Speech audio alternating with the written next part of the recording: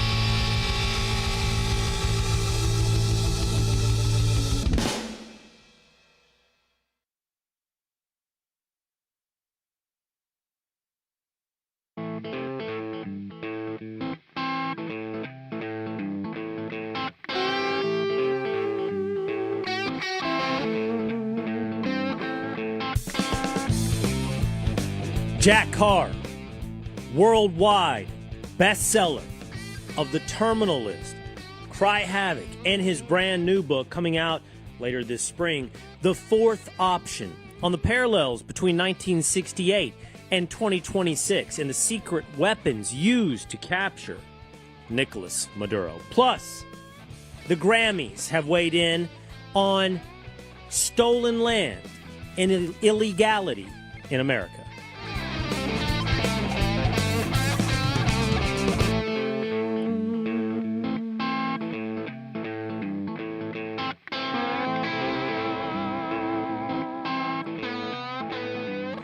It is Will Cain Country at the Will Cain Country YouTube channel, the Will Cain Facebook page, the Fox News Facebook page, Spotify, Apple.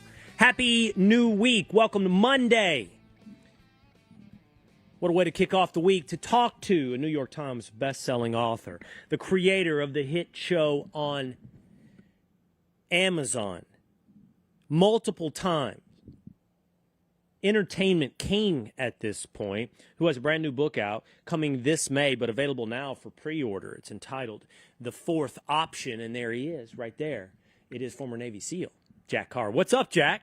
How's it going? How's Monday treating you? It's the Monday. It's a Monday. Oh, come on. It's treating me. Come on, me. a little more excitement than your voice than that. Come on. Fire this up. Let's go. Do you wake up every day, Jack, just Jocko Willink style, 4:30 a.m., raring to go? Do you hit every Monday like it's a brand new week? No, I do not. The military did not instill that in me for some reason. Maybe it's a little bit of that rebellion, kind of like I've never made a bed since boot camp, or actually OCS, because I did both boot camp and then OCS. But it's been a while. So my wife does take care of that. I'm very thankful to her for that. But I think there's a little bit of rebellion. So I do not wake up and get after it. I roll out of bed and like I'm shot out of a cannon, and it's juggling the 3 kids, dogs, to schools, back, like all of that stuff that everybody else has to deal with. It's just complete chaos right off the bat. And I'm not trusting a lot of these people who pop up on my socials telling me how to live my life, how I have to get to bed exactly at 10 p.m. and I have to be lights out and asleep by then to get those whatever hours. And then I have to be up and I have to meditate right away. And then I have to go in the sauna and the cold plunge. And then I have to eat exactly the right part of like weird tea in order to ease. Like that's the whole day. And what do your kids do? Who's getting your kids to school at this point? Like, I don't know. I'm not buying any of that stuff. It's out and it's to work right away. First, it's family, take care of all that, and then it's right into the writing and the creating. And I'm always up against the deadline, it seems, with all the projects these days, to include this one right here. So this is the stage that The Fourth Option is at right now. And so I get a couple more chances to read it with my red pen right there, about halfway through it, get those edits back. They'll send me a couple more, but it never stops. And I'm so thankful for that. And like you said, I wake up every morning though, so thankful that I was born in the United States of America. So thankful that I'm an American, because we have all these options and opportunities available to us. And it's all up to us if we want to take advantage of them or not. So that's what I'm thankful for each and every day. Here. Wonderful. Wait. All right. Several things you said there I want to follow up on. So I grew up a swimmer, Jack, and played water polo through college. And I do find this a common a common story when it comes to former swimmers, that once it's over and once there's not a coach on the deck yelling at you to jump into that cold water at 6 a.m., that not a lot of people choose to continue to do that as their lifestyle. Some do. Some continue to. I know guys who are out there still swimming masters or still swimming open water, and I'll do one every year or every other year, but I'm not dedicated. I do not get in the water on a regular basis. And, you know, I do think that the military lifestyle, as popularized by guys like Jocko, becomes a lifestyle of discipline, of waking up at 4:30, of doing all the of making your bed, as you point out, all the things that you were made to do. But that's not the story of every guy. You're saying you have a little bit of that same swimmer story. You're not waking up and making your bed now that there's not a commanding officer over you yelling, "Make your bed." No, I don't like anyone yelling at me, and I'll forge my own path. Thank you very much. But you know, a lot of those people you're talking about, that you swam with in college, no big deal, by the way. That you don't have shows like you. You know, you're getting up, you have family things to do, and you have these shows to do. You have to prep. The amount of prep that you have to do in order to answer questions off the cuff, be up on the news of the day every single day. I'm not sure people realize how much work goes into that, and it's a skill to then go on air like you do and make it seem so natural. Never let them see you sweat, and you're so good at it. But you know what? If you woke up and swam every morning and made your bed and then ate your tea and then meditated and then did the cold plunge and then did the sauna and then did your workout and then you journaled, and then guess what? You didn't prep for the day to do your actual job in whatever it is you're building, what you're building, but that can translate over to what anyone else is building. So I don't know. I'm kind of the mind of find that thing that you love and dive into it. Prep yourself, of course, as necessary. But then when it's time to step out and build whatever it is that you want to build in this life, because we get one ride on this planet, then go do that. Because you could be in great shape, I think, and you could be well rested and have all the right tea in your system and all that stuff. And yeah, wonderful. Nothing else. You haven't built anything other than, being in great shape and, feeling rested or whatever it might be. So for me, it's about getting out there and doing the actual work. Well, is it just a time thing for you and a priority? Or, I think you spoke about this on your podcast as well recently, or at least as a guest on someone else's podcast, where you talked about sort of, I think you call it the gray man theory, where you're really into sort of tactical remembrances, meaning collecting physical items and reading history books and using physical maps and not everything being cloud-based and digitally served to you. And I wonder if there's any connection there, like this current movement of human optimization, which I'm guilty of getting suckered into on some things as well. In other words, the cold plunge, sauna, whoop band, nutrition, human optimization world. Are you rejecting that also out of a little bit of like, that feels entirely too digital? It feels entirely too 2026? Yes, but let me say those things are all probably good for you. So people don't listen to my advice. This is just my path. Everyone takes a different one. Those things are all great for you. Yeah. Wonderful. Do them. It's just not my way. Although I did work out this morning. I take long breaks as I'm writing. Just it's necessary. I get up and go. But I've started to get back into it out of necessity. But just a quick little something, like nothing that I ever did in the SEAL teams. Just a quick half-hour movement because I'm going to be sitting down for a long time today working. But yeah, no Whoop band on. I mean, this is from the 60s right here, an old Tudor watch. It's in pages of the book also because I like to surround myself with those artifacts, the totems that my characters are using. But yeah, no Whoop bands here. And if I could go back to if I could wake up the January 1st, 1980, and just go all the way through to January 1st, 1990, I would just keep that cycle going. I would love to just go back. And that was actually something I wanted to ask you. You're a Navy SEAL. I believe your time with the teams, Jack, if I'm roughing it here, I'm going to go mid 90s through teens. What was your time in the teams?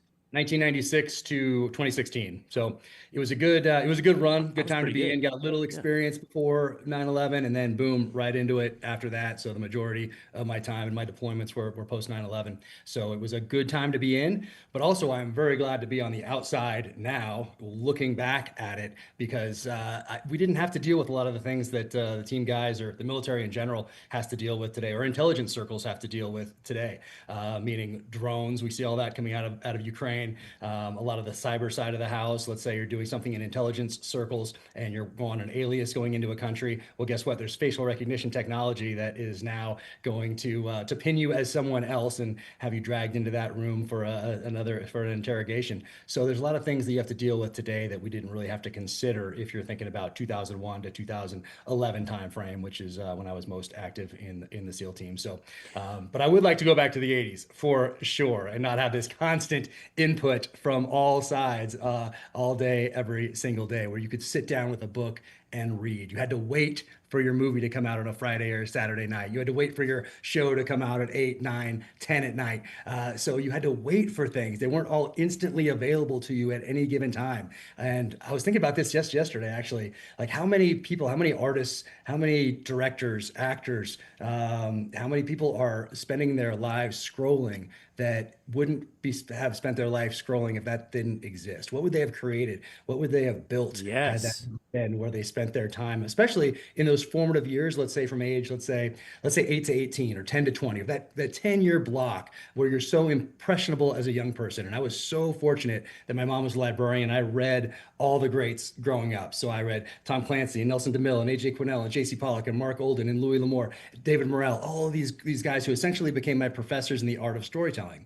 But had social media been a thing, then I might have spent that youth scrolling. That's a possibility. But instead, I got to build up this Yeah. foundation that I can building on today. And also reading those things at the time when Hunt for Red October is a contemporary thriller. Now you go back and now it's a time machine back to the 80s. But at the time that I read it, that was a contemporary thriller. So there's just something different about what you do from 8 to 18, 10 to 20 than there is going back and revisiting something at age 30, 40, or 50. So I do think about that a lot because I have kids and I'm in that same battle as every other parent when you're up against the most powerful companies in the history of the world whose sole goal is essentially to keep kids from reading. Yeah, to monopolize their attention. You have dropped so many threads I want to pull on already. Yeah, the amount of time, you're absolutely right.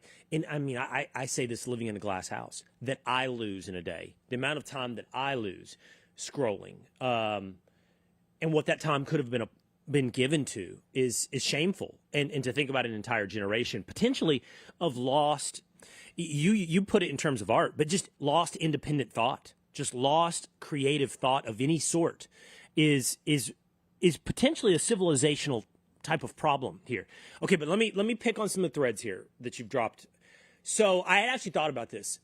Cry Havoc, 1960s. Formative years for you and everything that you're reading, 1980s. Your actual warfare that you participated in, 21st century.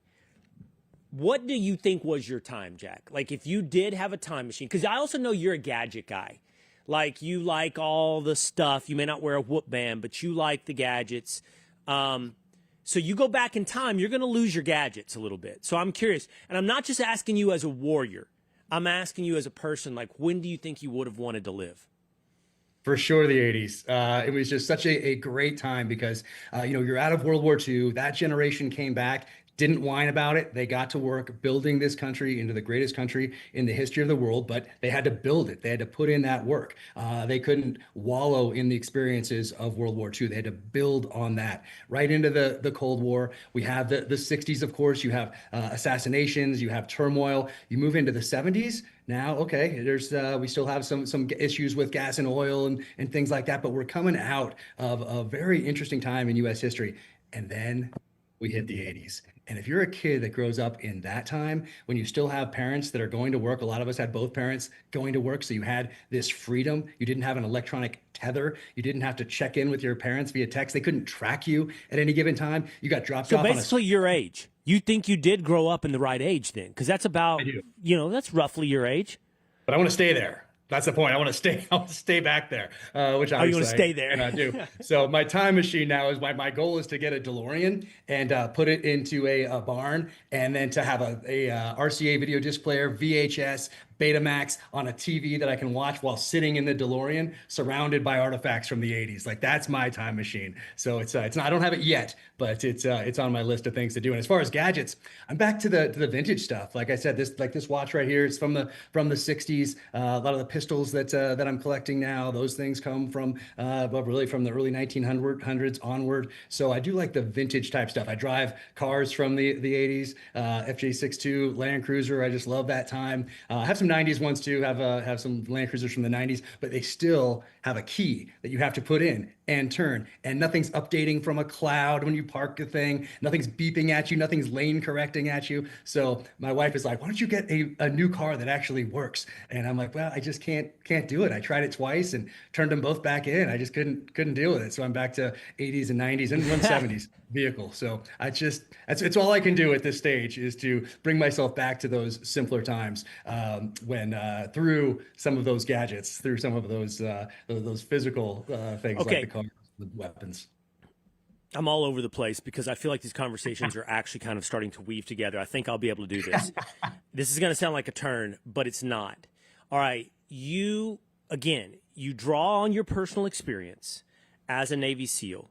You also, after you have retired, continued to stay invested in the know about warfighting because of what you've written, because you continue to write about contemporary warriors, Terminal List, so forth. I'm sure the Nicolas Maduro raid got your attention. While that wasn't SEALs, that was Delta. I'm sure that got your attention. First thing, I'm just going to put an open question to you. What stuck out to you about that? Like, when you see that raid, what makes it in any way unique or special?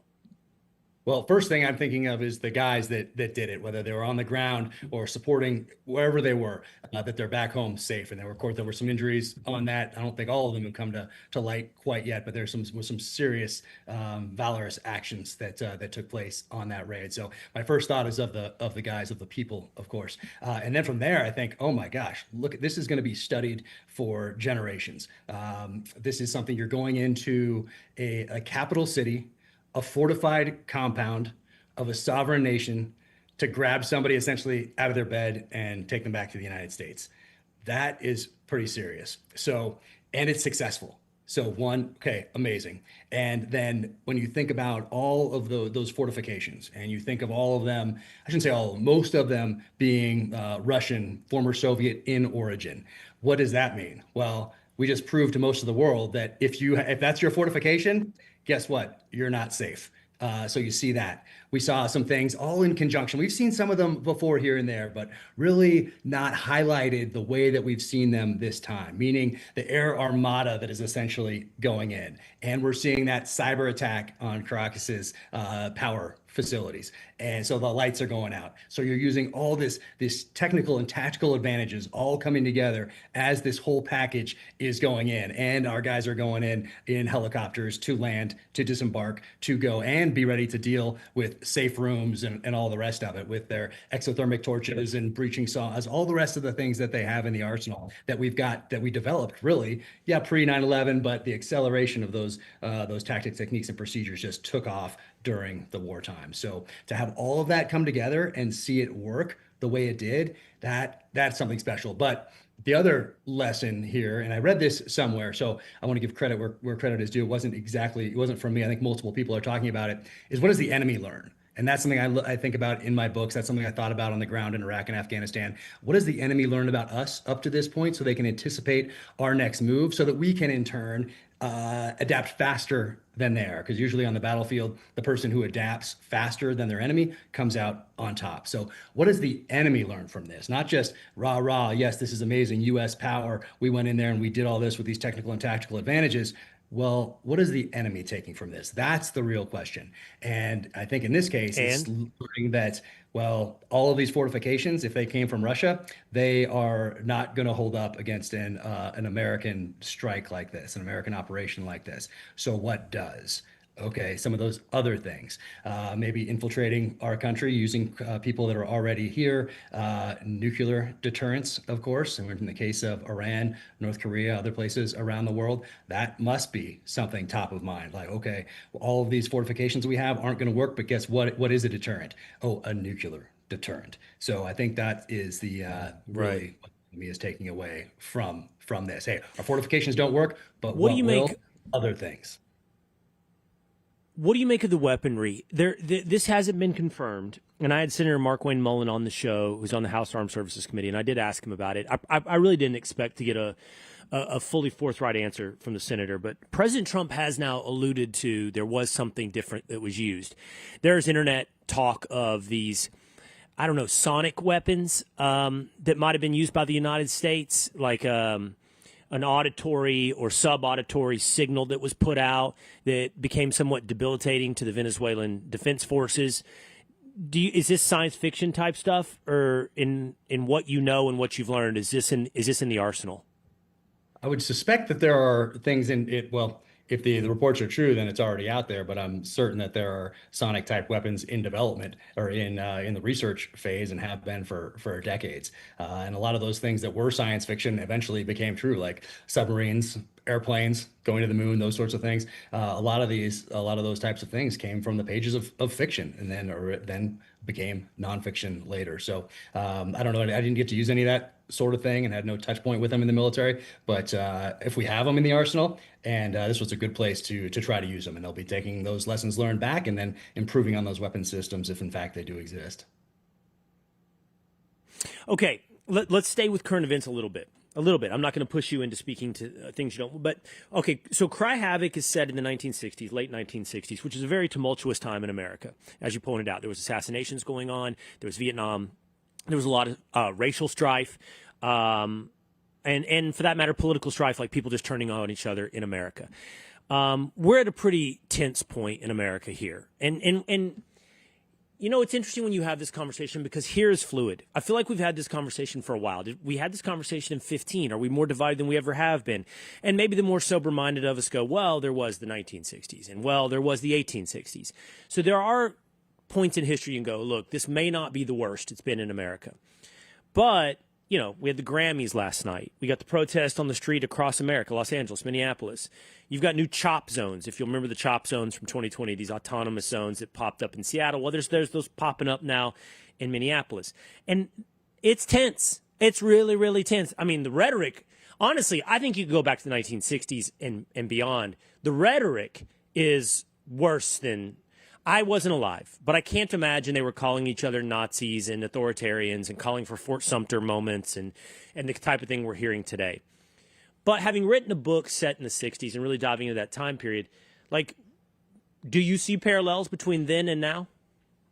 Certainly do. And one of the reasons I went back to the 60s goes back to something we talked about earlier, a little bit of the technology that now is, it's invaded the popular culture as far as film, television, books, because you can't just discount being able to text someone, having cameras out, facial recognition technology, all of those things you have to weave into storylines now. So I wanted to go back to a time that was more pure, that you could really explore. And this is really my first espionage story set in Saigon, primarily 1968. So I wanted to go back to a time where I could explore that more traditional tradecraft, where you didn't have all these technical advantages that we have today. But in thinking about the parallels between then and now, certainly saw them in my research on the 60s, but even more so in the 1860s, like you mentioned. And what used to give me hope was thinking about, let's say this is 10 years ago, that, hey, we were much more divided in the 1860s. We had an actual civil war, and then we came back together.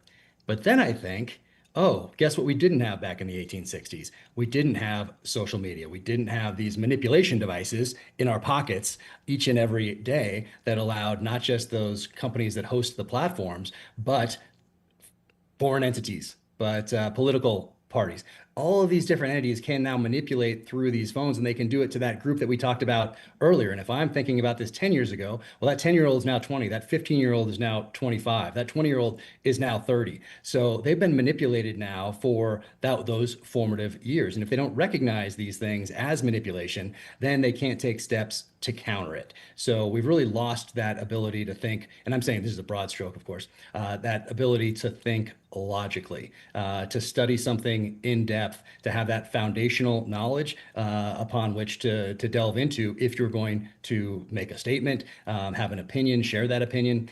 You just allow yourself now to be manipulated by the strongest voices of the day. And is that even an algorithm? Is that even a person now? Is it an AI entity that is set up for clicks, and is it set up specifically to enrage? And now we have, once again, that whole generation that's growing up enraged in that fight or flight state in their hearts and souls because of these devices that they carry around. So I don't know what the answer is. I know part of it is recognizing it as manipulation, and then being able to take steps to counter. But if you've been preconditioned through those formative years to be manipulated, and that's your steady state, that's your foundation, then I don't know. And so taking it back to the 1860s, I don't know if we would have come together as a country if we'd had social media on devices in our pockets meant to manipulate.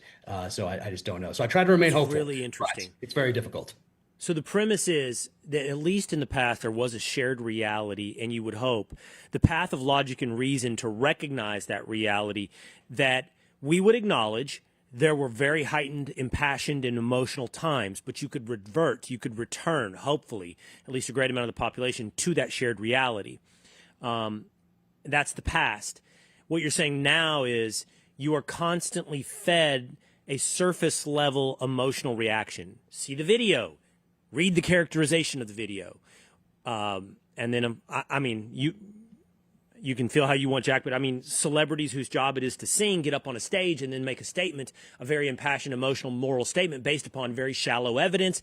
And let's be real, not deep understanding of context, laws, constitution, history, whatever it may be. So now you never have to, or never have an opportunity to, use that logic and reason to get back to a shared reality. So you just stay there, as you said, stay there in that enraged state. And you're saying something more, raised there, raised in that state. So you're almost raised with a psychosis.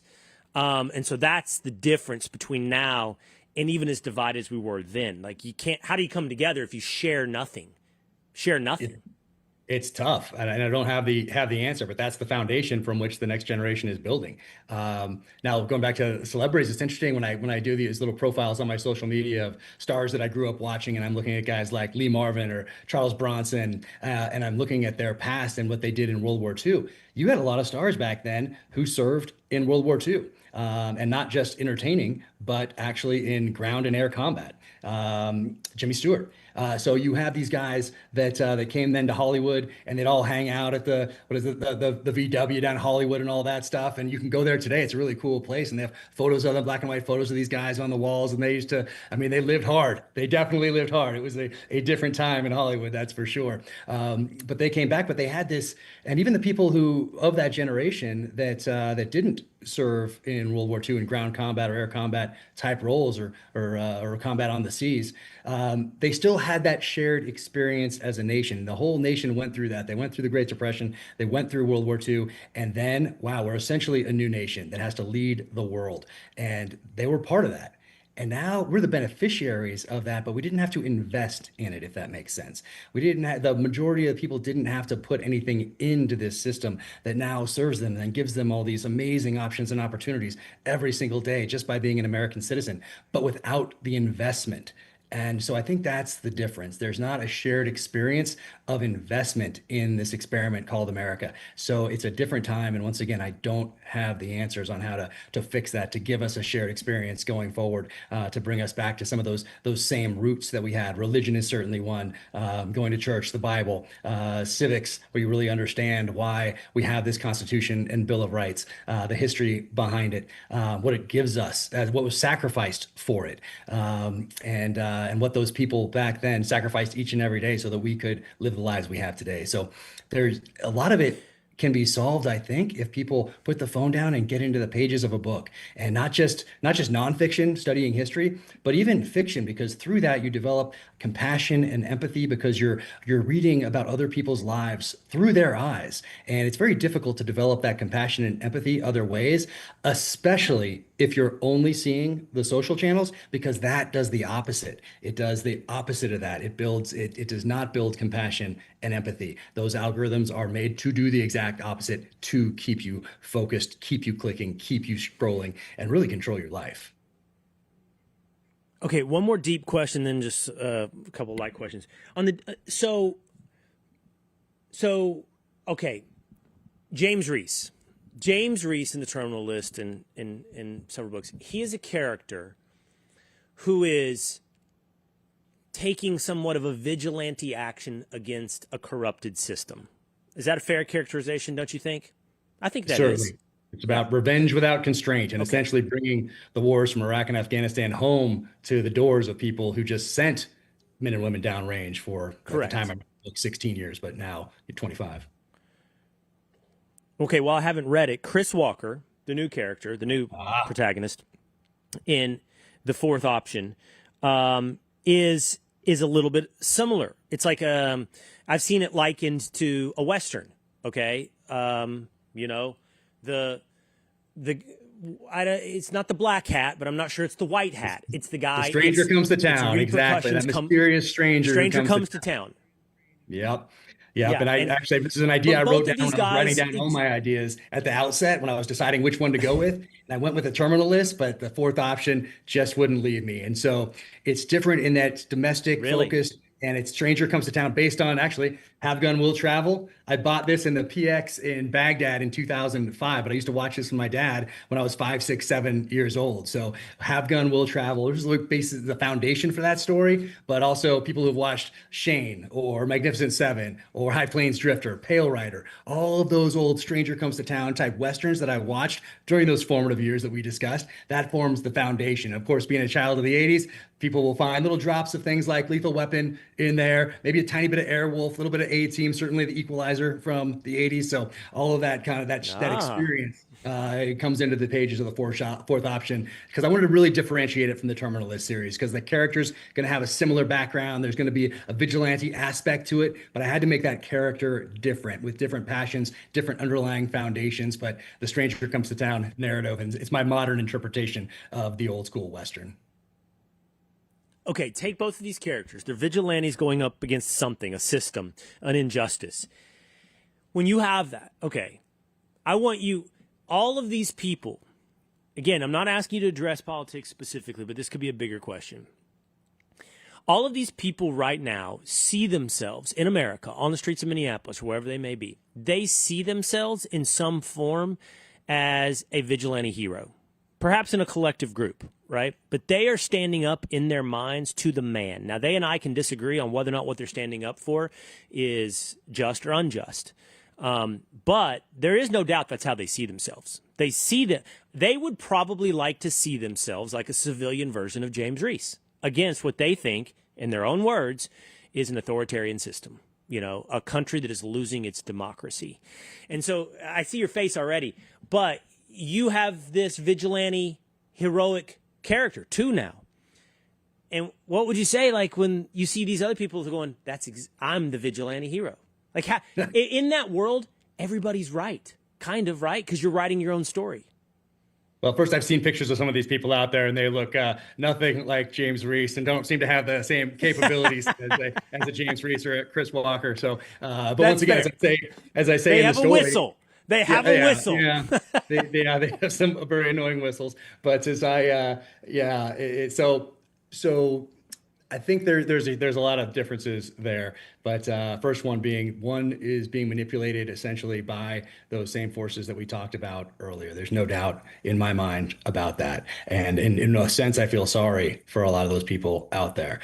Feel sorry for the people who lost their lives out there and their families, because they were, I think, manipulated by, whether it's the algorithm, whether it's politicians, whether it's quote unquote influencers, whatever it is, that manipulation arrived at a phone phone in their pocket or on their computer screen or whatever it is to get them to take these actions that logically really don't make sense, especially if they weren't doing it 10 plus 15 years ago now under a different administration that was deporting more people than the current one. So obviously the same actions are taking place, yet there's a different response from a certain segment of society. Why is that? Well, why do you think? Manipulation through those devices. So my characters are not being manipulated by an algorithm to go out and take actions. Yeah, some of them might be illegal actions, but then in some cases they're also justified legally in the end, and people have to read the books to find out how. But I do go back to that, and maybe some of it's a frustration, but there's something about watching someone on a screen or reading it in a book where you know that you can't do these things in real life. Like you go and you watch Commando in the 80s or whatever, you know you can't do that stuff in real life. But you have this cathartic experience in a theater with other people and you walk out. But you know, because you're a logical human being, that you can't go out and just start killing everyone or you'll end up in prison and on death row. Like that's just how it goes. But you can watch Death Wish, 1, 2, 3, 4, 5, 6, 7, however many Death Wish movies there are. There's a reason that they keep making them over and over again. And it wasn't because people didn't go to see him. It wasn't because people didn't connect with him. It was for the opposite of that. Yet people know you can't go out and take those actions because you're a citizen of this country and you have this foundation of law and order. But there's some sort of catharsis that takes place when you see somebody do it in a fictional setting. So that's how I grew up. And then if we go back even farther, there was another reason for storytelling, and that was around the campfire, passing along lessons from the hunt and from combat, so that those lessons could then be passed down in an oral fashion then, but eventually written down. So there was a reason for it. I think that's another reason why we are so connected to books, fiction, films, television, because if we go back, that the primeval part of our beings realized there was a reason for this at the outset of time, and that's because the tribe, the family, the community needed to survive through the lessons in those stories. So there's a piece there as well. Okay, the last couple things here, just really quick and light. So you've talked a lot about like the military. Books that were formative for you in the 80s and 90s. You also name drop a couple, Cops and Robbers. You brought up Lethal Weapon and some of these others that have influenced, if not the first series, this new one, the fourth option. But The Stranger Comes to Town is a little bit of a Western theme as well. So I don't know if you are a Western guy, but you did mention Louis L'Amour, and I was a Louis L'Amour fan. By the way, one of my favorite Louis L'Amour books isn't a Western. Last of the Breed. Last of the Breed. That seems like a Jack Carr. In the other, so that's such a Jack Carr book. It's so great. It's heavily influenced by the book Savage Son, and I acknowledge that in the acknowledgments and in the preface, I believe. But what a great book that was, and I can't believe they didn't make it into a movie in 87, 88. And right after it came out, it was, we were right off the Rambo craze kind of in 1985, that big summer. And then you have this book that has some similarities of an Air Force pilot shot down in a prison camp in Siberia, escapes and has to make his way across the tundra and then back, kind of following his ancestors because he's a First Nation Native American guy and he works his way across. It's so good. So good. Right. I cannot believe we did not get Last of the Breed starring Lou Diamond Phillips in 1987. Fantastic. Fantastic. I'm in. That's why I want to go back so I can make that movie. That's why I'm so intent on going back. That'd be fantastic. Produce it. Don't go back. You could produce that now, Jack. You have that Hollywood weight. But it's you a could little produce, different now. Write the screenplay or the teleplay. The Soviet Union isn't out there. We're not all thinking about Red Dawn as kids, just waiting for it, waiting to get up to those hills so we can take on the Soviets. So it's a little different now if we were to make that today. But at the height of the Cold War, that movie would have crushed. Oh, such a missed opportunity. Dang it. By the way, if you haven't heard that book, for those who have not read it, that book is thick. It's an Air Force pilot, spy plane, I think, right? Shot down over the Soviet Union. The pilot is an American Indian. He's shot down in the rural parts of the gigantic Soviet Union. And he decides that he has to get back to America. And he hikes it all the way through all the forest and tundra and blizzards and snow and Native American tribes. And he's hunted the entire time by these Soviet, also, by the way, Native American hunters. Or not Native American, Native Russian, whatever it was. Natives, tribes, and doesn't he, Jack, in the end, doesn't he row row a kayak. Don't give it away for to everybody. Alaska? Don't give it No, away. Yeah, spoiler, okay. spoiler. Even though it's been out for like 40 years, but it's so good. And that's probably the best beginning and an end to a book that I've ever read. I think it's certainly up there in the top five, if not number one. The way that book starts and ends and the way it all ties together is simply brilliant. Okay, so that's where I was headed. Give me your Westerns, Jack. Give me I'll make it easy for you. I'll tell you this, and I haven't thought about it, but the ones I go back to, first of all, Lonesome Dove, and that's 1991, is a gigantic epic, obviously based off a book by James McMurtry, or Larry McMurtry. James McMurtry's his son, who's a singer. But that's always in my rotation. It's in my profile picture, I believe. Tombstone, but I love Tombstone, but it's not. There's modern ones that No Country for Old Men is great. Hell or High Water, the Taylor Sheridan written movie, which I love that. And by the way, those are black hat vigilantes in that movie, but you root for them. What's your Westerns, Jack? I think I have to go with Magnificent Seven and True Grit, just because of the time that they were. The old True Grit or the new True Grit? The old True Grit. The new True Grit is more true to the book, but the old True Grit is the one I grew up with, so I have this connection to it. So old True Grit with John Wayne, of course, is fantastic. Another great ending. We're talking about endings. Magnificent Seven, of course, such a fantastic film. And Wild Bunch, of course. So those ones right there are so they're so different from one another. Butch Cassidy and the Sundance Kid. And what's interesting about Butch Cassidy and the Sundance Kid, Wild Bunch, and True Grit is that they came out in the same year. And each one speaks to something different, of course. Butch Cassidy and the Sundance Kid is 60s. I think it was 1969, but let's just say it speaks to the 60s, like a present day type of thing, even though it's a Western. Then we have True Grit, which is the past. That is certainly an homage to the old Westerns of yesteryear. And then we have Wild Bunch. And that, of course, is looking forward into the future. So those three Westerns, I think, are so influential because they came out in the same year and each spoke to a different segment of society. So that those three stand out to me. But of course, Tombstone, Pale Rider, Unforgiven, those more modern ones, fantastic as well. But those ones from 1969, and Magnificent Seven was a few years before that, but just fantastic. And I find myself now, gosh, I can't remember the name of it, but there's some Westerns that I didn't see growing up, or if I did see them with my dad, I didn't catch the name because I was just a remote control going up to switch between, let's say, a Western and football or whatever it was. So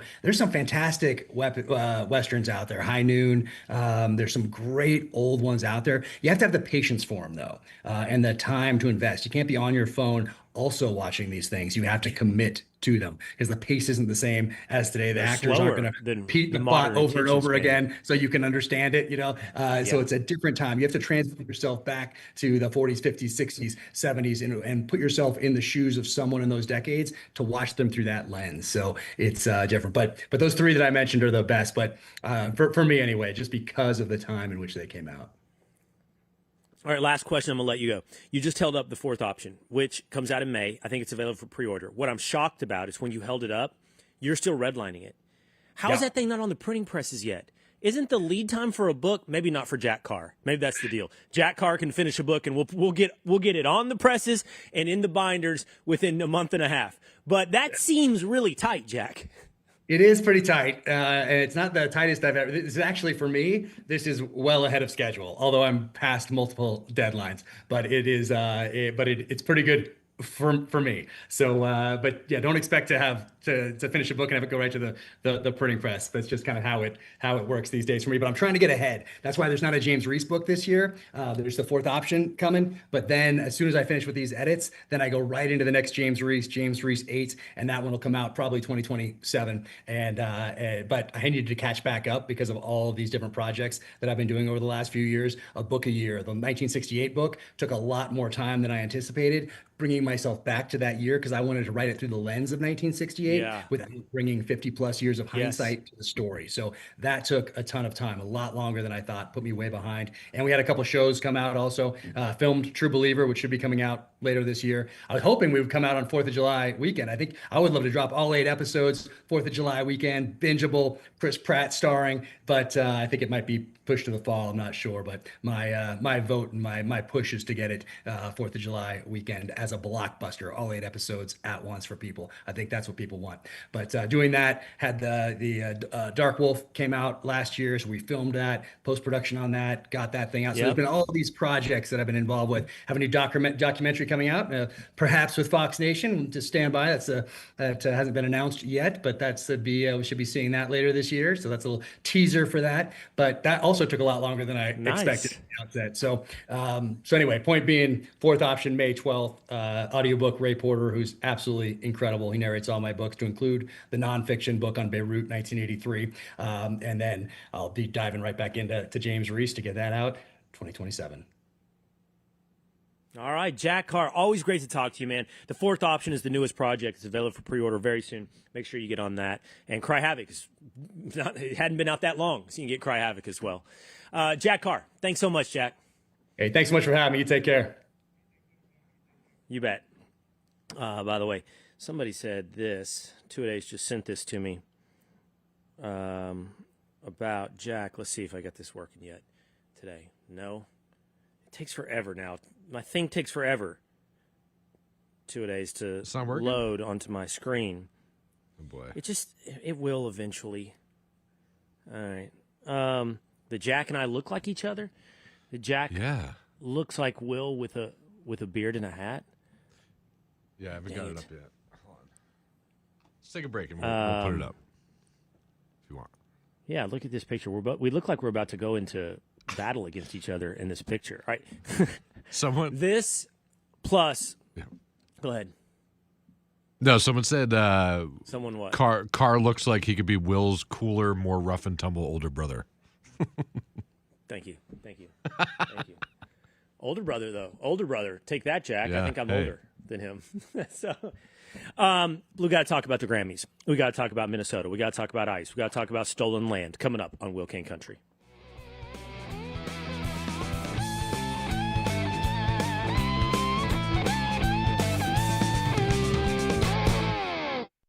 The world of business moves fast. Stay on top of it with the Fox Business Rundown every Monday and Friday. Fox Business reporters, anchors, and hosts will bring you beneath the stock market speculation and boardroom drama to tell you about the biggest business stories of today. Whether you're on Main Street or Wall Street, Fox Business is invested in you. Listen to the Fox Business Rundown every Monday and Friday at foxbusinesspodcasts.com or wherever you download your favorite podcasts. What it is, welcome to Planet Tyrus, where we bag up the BS and we spread nothing but the truth. This is my show now. So this podcast, we're going to talk a lot about different things, a lot of things about what it is to be a, quote, alpha male and dismissing things like toxic masculinity and all the woke stuff that was kind of dumped on our heads. Like, we need to get back to just being people again, you know, the bro code, wingmans, buddies, friendships. Let's just keep it real. Listen on Apple, Spotify, or at Planet Tyrus on YouTube. Kudlow on Fox Business is now on the go for podcast fans. Download the Kudlow Show podcast every weekday at foxbusinesspodcasts.com. Kudlow covers the latest headlines and business trends with an emphasis on the financial impact facing households and businesses across the country. Listen to interviews with key business newsmakers. The Kudlow podcast will be available on the go after the show every weekday at foxbusinesspodcasts.com or wherever you download your favorite podcasts.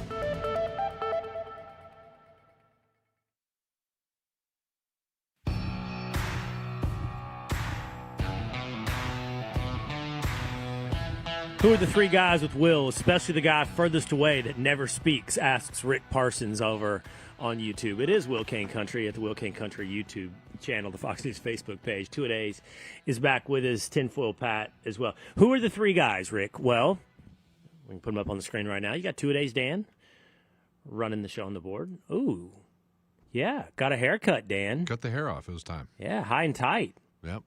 High and tight. Not being the It's allegations. like you're getting ready to go clear the streets of Minneapolis. Yeah. I was like, give me the ice if you can, please. The ice haircut. Can you give me an ice haircut? I want to piss off my friends. You got Patrick in the bright green hoodie, who speaks some, tinfoil Pat. And in the background there, who never speaks, is Connor. Connor does never speak.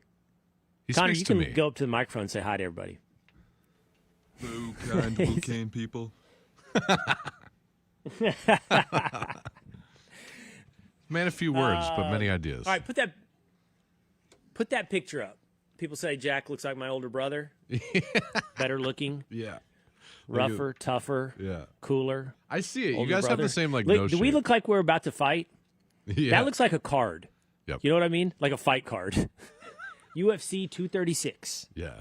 Former Navy SEAL, I guess, TV host. Do you think you could take him? Did you do the AI one? Definitely not. What are you talking about? Definitely not. Yeah, that was me. Patrick sent you swapped our faces. Is that what you did, Patrick? No, I just said put a beard and a hat on Will, and then give Jack Will's hair and no beard. I think it made his face a little too long. People are wondering how tall Jack is, because you might be wondering. Don't know. They figured I'm obsessed with height, so I would be asking that. I don't know. Yeah. Brian Spade says, it's weird how Bad Bunny didn't have a major sales, not number one hit on USA Radio, but he won. Something ain't right here. Is that right? See, I don't keep up with this stuff. Has Bad Bunny not had a hit this year, but he won the Grammy for, what did he win? Artist of the year? What did he win? I think he won Best Album. Almost positive. Really? He's had hits, but it depends on the chart what you're talking about. Like Latin charts or... Well, don't you win the... Well, yeah, but aren't the Grammys American? Like, don't you kind of have to perform on the American charts? No, well, they maybe not. They include Latin America. I mean, he's Puerto Rican, so he's American, but... I was going through the whole list last night, trying to see, like, who won. I didn't even know who won or whatever. And there's, like, a whole bunch of categories that you probably have never heard of, including, like, a lot of global things. Yeah. All right, so the Grammys were last night, and they turned into a political rally, essentially, with almost every presenter. As far as I know, I got to be honest, I didn't watch it, but, I mean, there's half a dozen, at least, celebrities that I've seen already today who spoke about ICE. You got Shabuzi got up there and talked about this is a nation of immigrants, and we're all children of immigrants. I mean, here's the question. Is this stupidity or is this intentional? The idea that we're talking about immigrants. You know, I'm willing to talk about immigrants. I am. But the conversation right now is about illegal immigrants. That's the conversation about ICE. So why is that left out of the entirety of this conversation of the public preening and posturing? Why is this not, that's not complicated. Like, that's not a hard concept to grasp. So I can only assume that nobody's that stupid, that it is intentional. You know? Like, does Shabuzi know that we're not deporting immigrants? That we're deporting illegal immigrants? And not even really illegal immigrants. Some illegal immigrants. But the focus is on illegal immigrants who have broken a law beyond illegal immigration. And this is the source of all of the angst. If I could guess what they're getting at, and again, this is not my opinion, I think they're saying that, you know, back in the day, a lot more immigrants that came in were illegal, in quote unquote, into what we consider illegal now. You know, like Ellis Island, people just came in. What do you mean? Like Ellis Island, like people just came in. I'm guessing that's those what were they legal mean. Immigrants. I know. Those were legal immigrants. I know, but I think I'm guessing that's what they mean, and they just don't understand what they're saying. And how far back are we going to go? Well, but that's false on multiple fronts. I know. Like, meaning, if you went through Ellis Island, you went through rigorous checks, including literacy tests, English tests, physical condition tests. Do you have a disease? Do you have, like, I think they kicked people out if they, I don't remember all the standards, but if they thought you were slow, he's slow, not going to be an American. You know what I mean? I don't mean like slow of foot. Sure. I mean like slow of thought. Like, you went through rigorous tests, you were a legal immigrant. And what more, the idea that we took in much more numbers? No. Yeah. Versus what happened the last 4 years? But they go back further. No. So that's just false. They're talking about, like, we're all illegal, we're all immigrants because, how far back are we going to go? Oh. Okay. That's what I'm talking about. That's what they think. That's interesting. Yeah. Here we go. Yeah. Okay. I do not believe this. Well, this is where we have to go back to some more. Look, go ahead and roll this. Okay. Libtard Dan. This is Best Given Voice. What the hell? Come on. This is Best Given Voice by Libtard Dan. No, this is Best Given Voice by Billie Eilish. Roll the tape. No one is illegal on stolen land.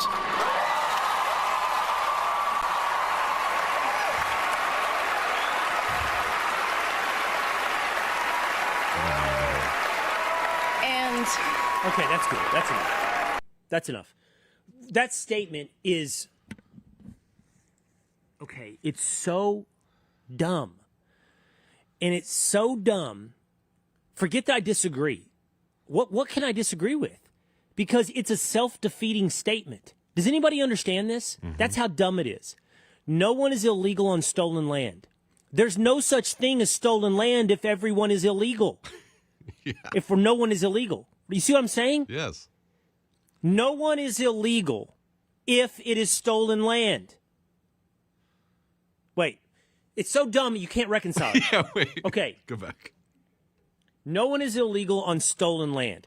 But that presumes that land belonged to somebody, right? So somebody was legal? Is that by what standard? Somebody was legal and we're all illegal because we stole the land, is what she's saying. Mm-hmm. So who are the legal inhabitants of America? This would be a fun conversation. Native Americans? Which Native Americans? Yes, which ones? Which ones? Yep. Which ones? The ones that killed each other for various parts of the country to take the land and the game in the country they lived in? Were they the rightful inheritors? Are they the legal owners? No. The ones that walked across the Bering Strait? Like, only the ones that walked across the Bering Strait. They're the legal, because there was no people here before that? Like, which conqueror, I'm going to be real, is the legal holder of the land that makes it so it's not stolen? I mean, also, by the same stupid rationale, weren't the Pilgrims, let's get down to it. You're saying the white people. Mm-hmm. So the Pilgrims come over here. Are they not refugees seeking asylum? The same as the people now that you're protecting, but yet they were the stealers of the land, but these people today are not the theft? They're not thieves? The Pilgrims were fleeing religious oppression. They were refugees on the shores of Plymouth Rock. And you accuse them of stealing. But the Somalis in Minnesota are asylum seekers. Make sense of it, Billie. You can't. You can't make sense of it. Sound logic. Because here's the truth. There is no stolen and inherited land or whatever legal land. There is only the conqueror. That is it. It's that awesome scene from Bury My Heart at Wounded Knee when the United States military, whatever his rank is, officer, is sitting there with Sitting Bull. And Sitting Bull is saying, this is our land, this is our sacred land. And he's like, why is this your sacred land? You came here out of the woodlands of Minnesota. You were run out of Minnesota by these tribes. You killed every tribe along your way to South Dakota because you wanted this land and this game. And you killed every single tribe along the way. And you'd been doing so for hundreds of years before the first white man ever arrived. And now it's happening to you. You conquered them. You're being conquered. What's the difference? And for the record, by the way, if you really want to think about this, you're being conquered now. Meaning, that's what is the practical effect of all of this. And the people like this far left we've talked about this. The great replacement theory is conspiracy. How is it a conspiracy if they're saying it out loud? This far left politician in Spain has said these exact, they just took in 500,000 migrants into Spain, asylum seekers. And the point and purpose, she said, was to drive out the existing population of Spain. to replace them with new people with different values and different ways of voting and relationships Slowly to power. and quietly, though. Oh. Slowly and quietly. Yeah. It's the sneakier way. This is all... part of me wants to say it's also stupid, but I don't think it is stupid because you start with the proposition that you can't distinguish between legal and illegal. Then you go to the realization that no one is actually that stupid. So what you present is the idea that there's no such thing as a nation state and none of this land is rightfully held. That is echoed in the words of Boston Mayor Michelle Wu, who says outright, no borders. The people on the streets right now in Los Angeles, they are chanting, no borders, no deportation. So you're rejecting the concept of a nation state. So anyone can move wherever they want, wherever they want. But do you also want to have a welfare state? Do you want your Medicare? Do you want your Social Security? Do you want your universal health care? How do you propose to support all that? How is everybody going to move here and have all that? And why don't you live that way, Billie Eilish, who has a $50 million mansion in Los Angeles? Does everybody get to camp on your lawn? I mean, it's stolen land. Do you give them your food? Do you give them your master bedroom? I'm sorry, we don't call it the master bedroom anymore. What do we call it now? Main bedroom? I don't know what we call it. Primary. So stupid. Primary bedroom. Do you give them that? No, because you protect things. The people in Minnesota right now have created these chop zones. Have you noticed what they're doing? They're stopping traffic. They're going in the middle of the intersection, and they're setting up crates. Boom, boom, boom, boom, boom. Recliners. And they're setting up permanent residency. And you know what they're doing? They're checking cars as they go by. Why? They want to check and see if the plates are in the ICE database. So let me get this straight. You have set up a little sovereign province in the intersections of Minneapolis where you established a border. The wall. People aren't allowed in, and you check the status of everybody that not only comes into your area but passes by. Wow. Let me just get this straight. While chanting no borders, no deportations. So it's not all stupid. It is the pursuit of some other thing, which that thing is given voice by Michelle Wu. No nation state. Wide open. And then ultimately it doesn't stop there. And we've had this conversation. Go to the politician in Spain. You want to replace the existing population with a new population. And why? Why? Yes, in practical terms for your own political power and preservation. But this, in the end, it gets simple. This is about a deep and abiding hatred. Well, I'm going to go deeper. It's about a deep and abiding hatred of Western civilization and the seeking to destroy Western civilization, which is seen as the greatest oppressor on the planet. But that's not at the end of that. It goes deeper because do you think that's what Billie Eilish thinks? Does Billie Eilish want to do away with Western civilization? Maybe, maybe not. Can she sound that out? It's deep and abiding hatred of self. That's what it is. You hate yourself. You hate yourself and everything that you represent and everything you're a part of and everything you've inherited and everything that people fought for before you and everything that you've earned probably as well. You have guilt, I don't know why, and a hatred of self. At least publicly. Because I don't think you're giving your master bedroom over to the whatever. El Salvadorian dude. That's what I was going to ask you. Why do they hate protecting so much what they've benefited from their entire life? Yeah. Well, you're the libtard. You tell me. That's pejorative. No, I mean, it is kind of it's like I feel bad, so I have to be vocal about how much I've benefited. But your Brooklyn brunch crew would reject everything I just said. Everything. Actually, and no. They would simply get caught up in the idea. But They get caught up in the idea, the image, what Jack talked about, the manipulation, the feeling of seeing someone scooped up sure. forcefully and taken away. Yep, you're right. Even if that person broke the law. And you know what's interesting about that idea now? Have you guys seen all the videos going around? Everything is propaganda. Everything is manipulated. There's a new one. I saw it yesterday. And it's like, here's the framing. ICE officers walk up to a 16-year-old boy and take their handgun and hit him in the face with the butt of the gun, and drop him to the ground and then wrestle him. And the thing is, look what they're doing now to 16-year-old boys. Well, today, the algorithm fed me the truth. That wasn't ICE. that was Anaheim police who had just tracked down a carjacker. He was a carjacker and had been violently running and resisting from them. Who needs the truth? But does your heart bleed for the carjacker? We're back to 2020, guys. We're getting there. It's true. We're this close to the black box on Instagram. We're this close, man. We're this close to defund the police. We're this close to everything. Again. It's almost a little worse. Yeah, I was just thinking, does that make me feel good or bad? I don't want to be that guy, but because 2020 turned out to be such a joke. If they're setting up chop zones again, go ahead, like they did in 2020, what are we doing about it? I mean, Clinton wouldn't have had to put up with it. I mean, like they're literally setting up autonomous zones in the country. Well, what do you want? Allow that? Bulldozers? Something. We shouldn't. Minneapolis police aren't going to take it down. No.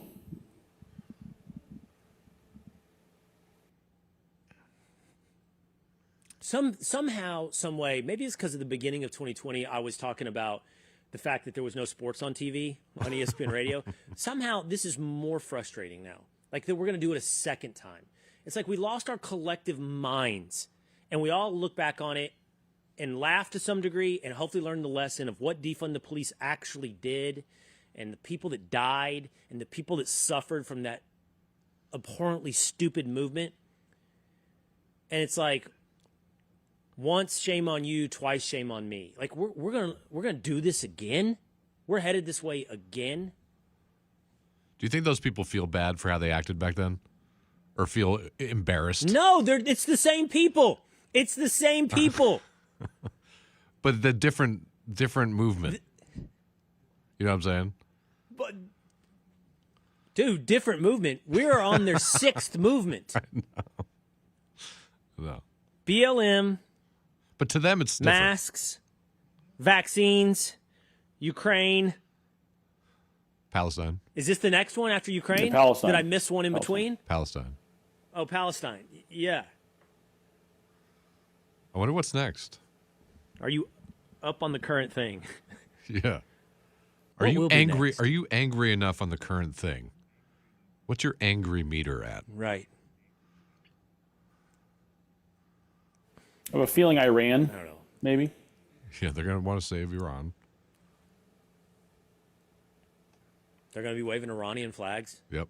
Oh, dude, that would be just the peak of wild. I did see Not for a the people. social media video this morning of a dude For on the the government. street asking these, I think they were college girls, who's worse, the Trump for women's rights, the Trump administration, or the Iranian regime? Yeah. They all said Trump. They all said Trump. We could buy one-way tickets, by the way. One-way tickets to Iran. Free. Wouldn't be that expensive. Yeah. Yeah. All right. I'm exasperated. I need a break. You got anything to say, Ed? Just sitting there looking at me? We'll see what he says after the show. Well, it's good to be back. Drop it in the comments section. Let's see what you have to say as well. I want to hear what you guys have to say. Willisha. That's going to do it for us today. Will Cain Country, YouTube, Spotify, Apple.